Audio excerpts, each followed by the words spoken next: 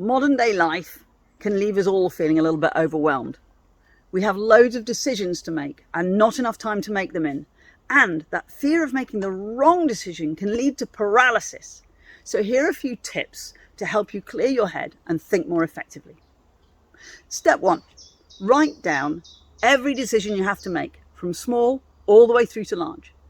Step 2, deal with the small decisions. Have some quick wins and build some momentum as you move forward to your bigger decisions. Now, step 3, I'm a fan of writing things down, so I create a mind map of each decision with the pros and the cons and the way I feel about them. But then I take a pen and I start to underline the things I know as fact.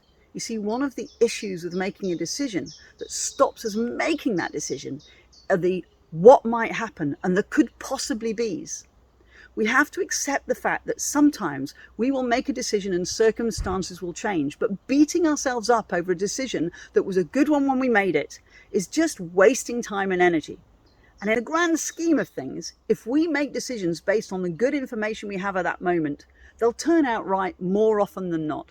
So, we've got to make decisions. If we don't make them, we don't move forward anyway.